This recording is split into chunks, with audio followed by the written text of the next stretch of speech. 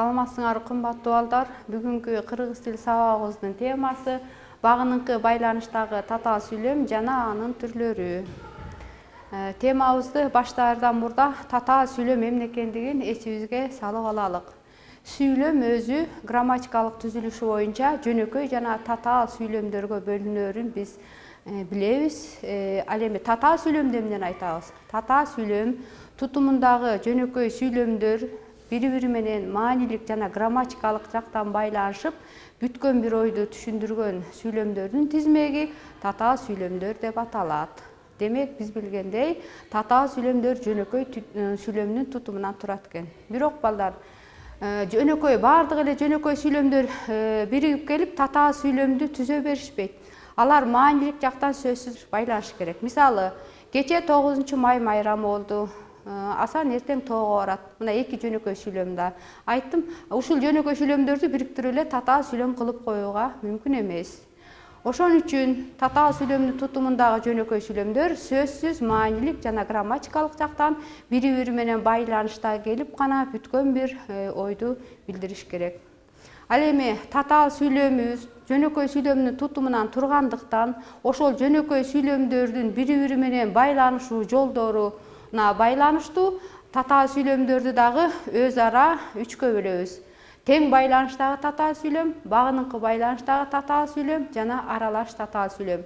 Бүгүнкү сабагыбызда ошол багыныңкы байланыштагы татаал сүйлөмгө жана анын түрлөрүнө токтолобуз.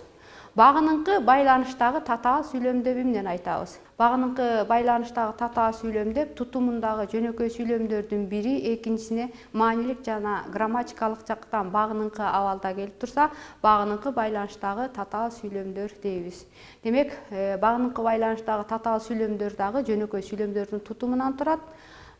Ошон үчүн алардын ичинде бирөө баш сүйлөм, ал эми калгандары багыныңкы сүйлөм болушу мүмкүн. Баш сүйлөмдү эмнен айтабыз? Ошо сүйлөмдөгү негизги ойду ээлеп, ойду бүтүрө ала турган сүйлөмдү баш сүйлөм дейбиз. Ал эми багыныңкы сүйлөм деп баш сүйлөмгө маанилик жана грамматикалык жактан баш ийип, баш сүйлөмдөгү ойдун ар түрдүү кырдаалын билдирген сүйлөмдү багыныңкы байланыштагы татаал сүйлөм дейбиз.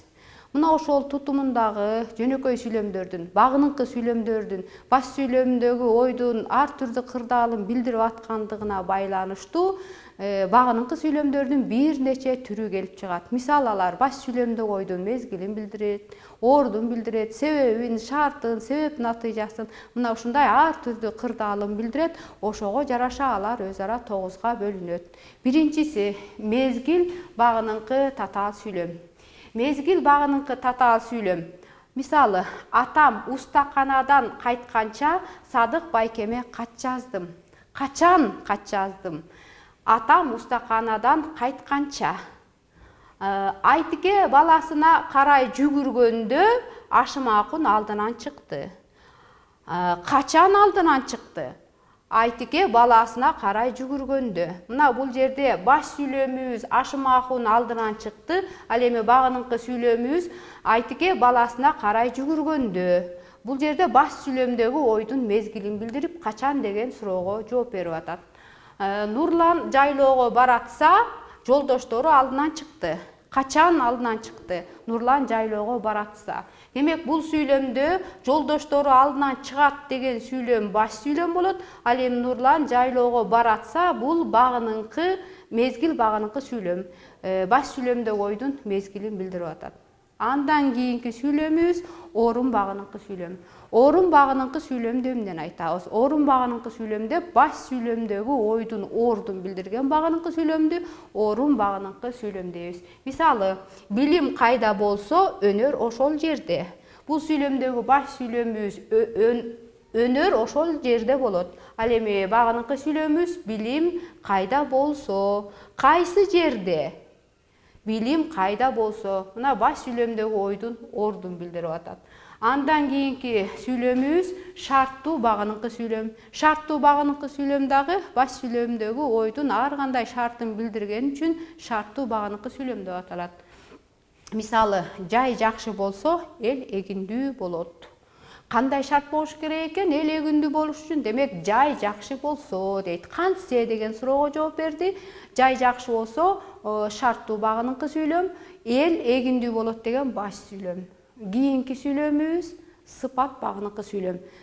Сыпат багыныңкы сүйлөм дагы баш сүйлөмдөгү ойдун сыпатын билдирет. Мисалы, көңүлүм айдай ачылып, жүрөгүм толкуп кубанат. Кантип көңүлүм айдай ачылып. Демек, жүрөгүм толкуп кубанат деген баш сүйлөмдөгү ойдун сыпатын билдирип атат. Кантип деген суроого жооп берип. Багыныңкы сүйлөмүбүз көңүлүм айдай ачылып. Кубанычы койнуна батпай, зарыл сыймыктанып келе жатыптыр.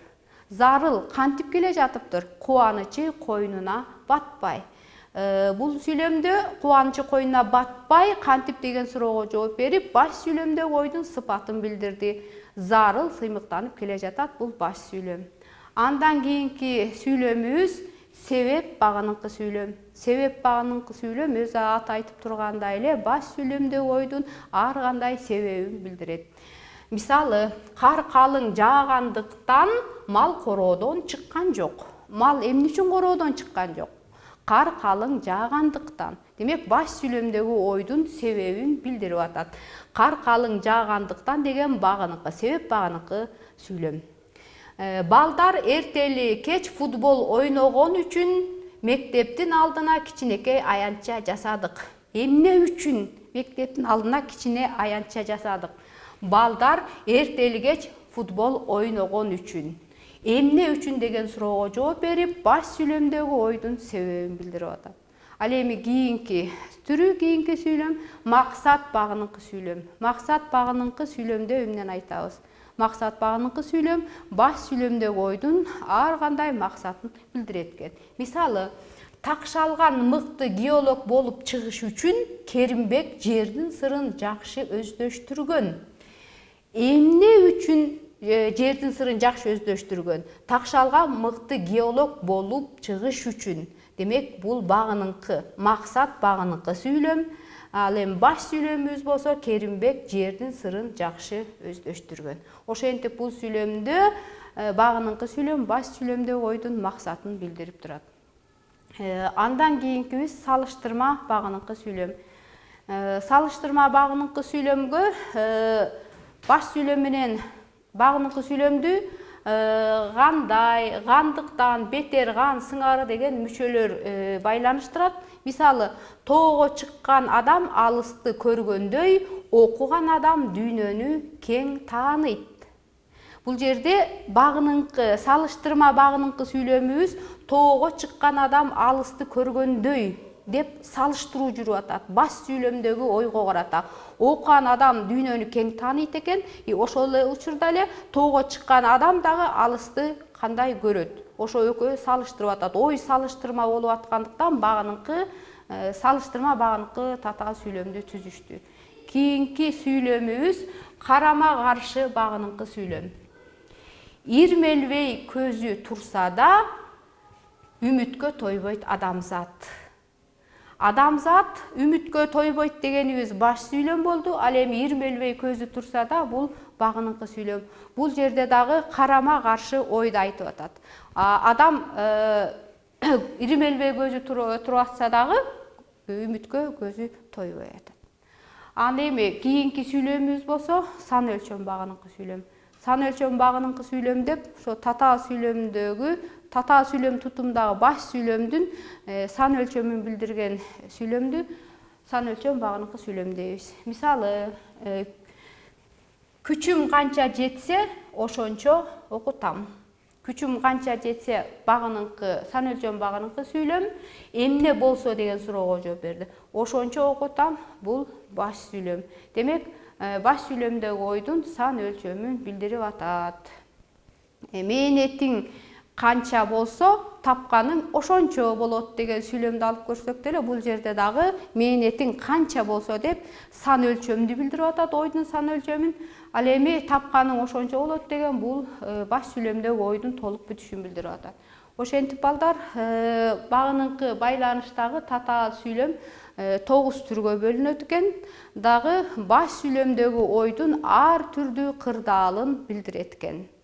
Ошентип багыныкы байланыштагы татаал сүйлөмдөр баш жана багыныкы сүйлөмдөрдөн турат экен. Биз билгендей, багыныкы байланыштагы татаал сүйлөмдүн грамматикалык түзүлүшү, анын табияты өзү ат айтып тургандай эле абдан татаал. Баш жана багыныкы сүйлөмдөрдүн эми байланышуу жолдоруна токтолсок, баш жана багыныкы сүйлөмдөр өз ара грамматикалык формалар менен байланышат. Мисалы, чакчылдар менен байланышат. Чакчылдардын ып, бай, а, ый, ганы, ганча, гыча, майынча жана майын деген мүчөлөрү аркылуу байланышат. Бул биринчи жолу. Мисалы, айылдаштар кыштактан келишкенче арадан жылдан ашуун убакыт өттү. Мына ганча деген чакчыл менен байланышып атат, баш сүйлөм менен багыныкы сүйлөм. Экинчи жолунда атооштуктар жана жөндөмө мүчөлөр менен байланышат, жана жандооштор менен байланышат. Мисалы, жандооштун ган, да, ган, соң, чейин, дан, кийин деген сыяктуу мүчөлөр менен байланышып атат. Мисалы, биз космодромго келгенде ал жердеги көргөндөрүбүз бардыгыбызды кубанычка бөлөдү. Багыныкы сүйлөм менен баш сүйлөм ган деген атооштук менен байланышып атат. Кийинки жолу болсо шарттуу ыңгайдын мүчөлөрү аркылуу байланышат. Шарттуу ыңгайдын мүчөсү, негизги мүчөсү са, ал, са, се, со болуп өзгөрөт. Бирок бул жерге биз негизги мүчөсүн жаздык, са деген. Ошентип, үчүнчү жолунда дагы баш жана багыныкы сүйлөмдөр шарттуу ыңгайдын са деген мүчөсү аркылуу байланышат. Мисалы, 6 саның со болсо, бекер карап жатпагын. Са шарттуу ыңгайдын мүчөсү. Ошентип, баш жана багыныкы сүйлөмдөр өз ара грамматикалык формалар менен байланышып, анан татаал сүйлөмдү түзүшөт экен. Адамдар бири-бирибиз менен пикир алышууда бизге жөнөкөй сүйлөмдөр жетишсиздик кылат. Биз сөзсүз татаал сүйлөмдөр аркылуу кеңири пикир алышып, кеңири ой жүгүртүүбүздү билдирдик. Биз күнүмдүк турмушубузда оз эки кепте кадимкидей эле сүйлөшүп жүргөн татаал сөздөрүбүз мына ушундай грамматикалык табиятка ээ экен. Эми баш жана багыныкы сүйлөмдөргө коюлуучу тыныш белгилерге да токтоло кетелик. Баш жана багыныкы сүйлөмдөргө коюлуучу тыныш белгилер бул жерде өзүңөр көрүп тургандай шарттуу түрдө берилди. Биринчисин биз багыныкы сүйлөм дейбиз, экинчиси баш сүйлөм дейбиз. Кандай гана учурлар болбосун, мына биринчи, экинчи, үчүнчү учурларды көрүп турасыңар. Баш жана багыныкы сүйлөмдөрдүн арасы үтүр менен ажыратылат. Биринчи учурда биринчи багыныкы сүйлөм келсе, биринчи торгой асманга көтөрүлгөндө кычаң көчөгө чыкты. Баш жана багыныкы сүйлөмдөрдүн ортосуна үтүр коюлду. Ал эми экинчи учурда болсо баш сүйлөм биринчи келди да, багыныкы сүйлөм андан кийин келди. Бул жерде деле баш сүйлөм менен багыныкы сүйлөмдөрдүн ортосуна үтүр белгиси коюлду. Ал эми үчүнчү учурда болсо баш сүйлөмдүн ортосуна багыныкы сүйлөм келип калган учур болот. Ал учурда үтүрдү багыныкы сүйлөмдүн эки жагына тең коебуз. Мисалы, Чүкөбай Жапар канча айтса да өз билгенин берген жок. Жапар канча айтса да деген багыныкы сүйлөм баш сүйлөмдөрдүн ортосуна келгендиктен эки четине тең үтүр коюлду. Ошентип, багыныкы сүйлөмдөрдүн арасына биз кайсы учурда болсо дагы үтүр белгисин коет экенбиз. Ошентип балдар, бүгүнкү сабагыбызда биз татаал сүйлөмдүн бир түрү, багыныкы байланыштагы татаал сүйлөм жана анын түрлөрү боюнча түшүнүк алдык. Көңүл бурганыңыздарга чоң рахмат. Саламатта калыңыздар.